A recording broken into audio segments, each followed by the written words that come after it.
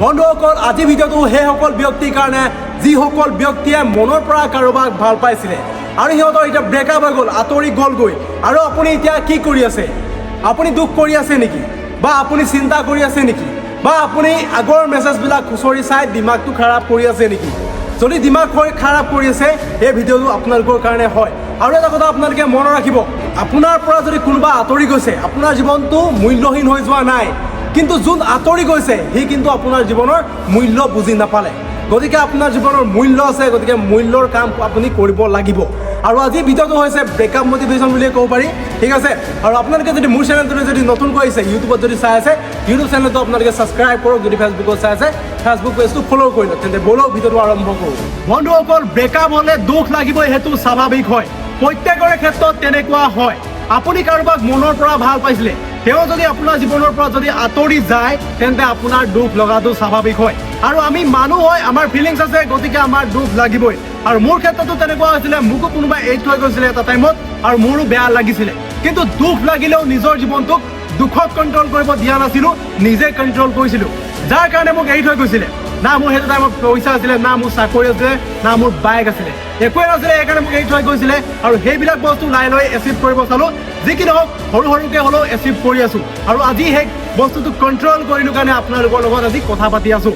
গতিকে আপোনালোকেও নিজক চেলেঞ্জ কৰক, যি বস্তুৰ কাৰণে আপোনাক এৰি থৈ গৈছে সেইবিলাক বস্তু আপোনালোকে এচিভ কৰক আৰু আপোনালোকে জ্বলাব লাগিব তেওঁক। আপুনি এতিয়া নিজকে এটা প্ৰশ্ন সোধক, আপোনাৰ জীৱনটো কি মাত্ৰ এজন মানুহৰ কাৰণে নেকি? সেই এজন মানুহৰ কাৰণে আপোনাৰ জীৱনটো কি বৰবাদ কৰি দিব নেকি? আপোনাৰ উত্তৰ হ'ব নহয়। কাৰণ আপোনাৰ সপোন আছে, আপোনাৰ লক্ষ্য আছে, আপোনাৰ পৰিয়াল আছে, আপোনাৰ ভৱিষ্যত আছে। সেইবিলাকৰ কাৰণে আপুনি কাম কৰিব লাগিব।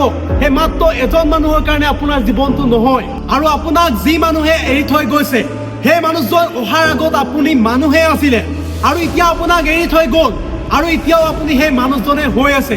কিবা চেঞ্জ হৈছে নে? মাত্ৰ তেওঁ এৰি থৈ গৈছে। একো নাই, এৰি যাওক।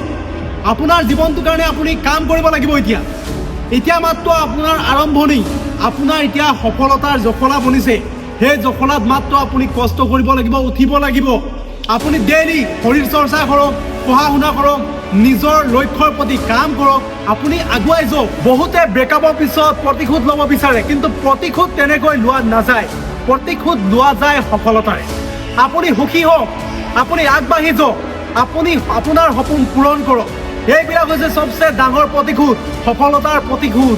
এটা কথা আপোনালোকে মনত ৰাখিব, যি আপোনাক এৰি গ'ল তেওঁ আপোনাৰ জীৱন নিৰ্ধাৰণ নকৰে। আপোনাৰ জীৱন আপুনিয়ে লিখিব লাগিব।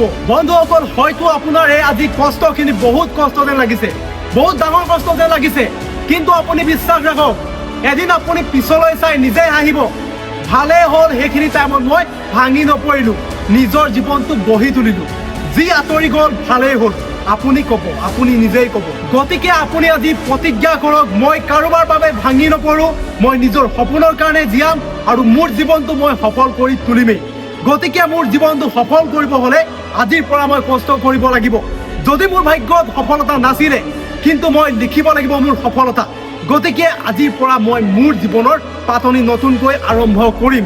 গতিকে মোৰ জীৱনৰ পৰা কোন আঁতৰি গৈছে সেইটো মেটাৰ নকৰে, এতিয়া কোন আহিবলগীয়া আছে সেইটো মেটাৰ কৰে। গতিকে মোৰ জীৱনত এতিয়া আহিবলগীয়া আছে সফলতা, মাত্ৰ সফলতা। বেলেগ মাৰক বুলি মাত্ৰ আপুনি নিজৰ কামত ফ'কাছ কৰক আৰু ভগৱানৰ ওপৰত বিশ্বাস ৰাখক, নিজৰ ওপৰত বিশ্বাস ৰাখক।